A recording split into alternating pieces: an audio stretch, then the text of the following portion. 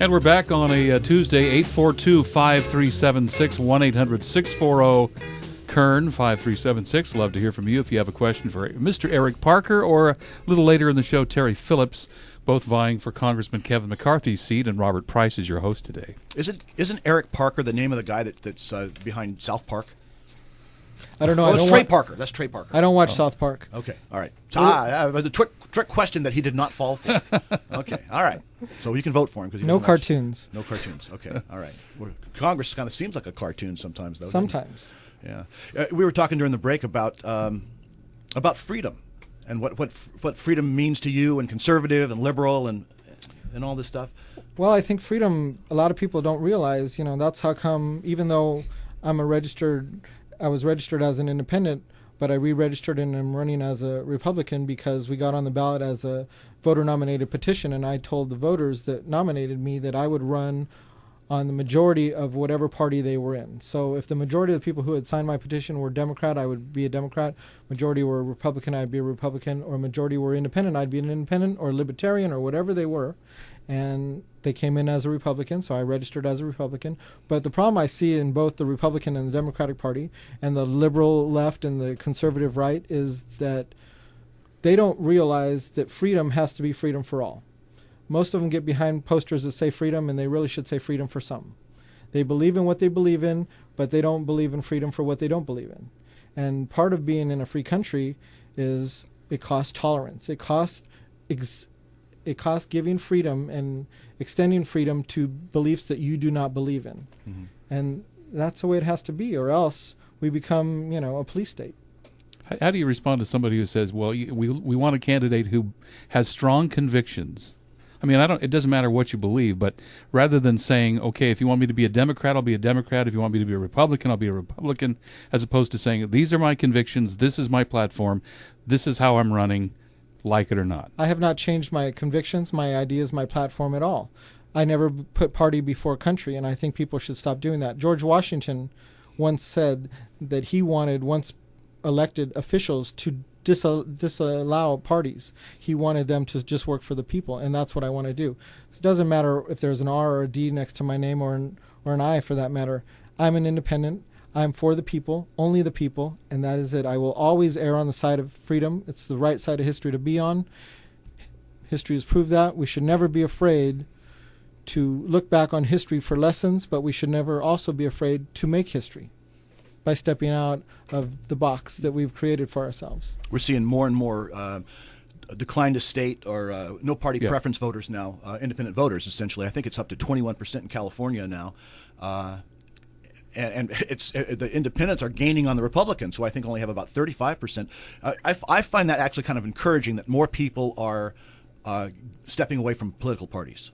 Well, more people are starting to get engaged, from the Occupy movements to the Tea Parties to the marches on the Capitals to the student protests to, voter registration movements to all kinds of stuff. People are starting to wake up and listen and realize that far too long we have become absentee citizens, thinking that working hard, paying our taxes, raising our families, going to work every day was enough. But, much like letting your children go to a good school or letting your elderly family members in a nice care facility, thinking that that is enough, unless you go into those institutions and check, you find out that the money you've been paying is not going for the care, the education, or the governing that you've been paying for. So that's how come I want to come to Congress and bring that with me. Can I mention that the A word? You were talking about that earlier, about freedom. What's your take on that? Well, a lot of my constituents that I've been meeting, are pro-life, hardcore. And like I tell them, to be a true American that believes in freedom, and I believe that if you're pro-life, you should be pro-life. But I also believe that that is not a true freedom platform. A true freedom platform is to be pro-choice. That gives the most options to the most people. Abortion laws have never made abortion go away. They have never stopped any of them from happening. They've just gone underground, back alleys, women have become sterile, died.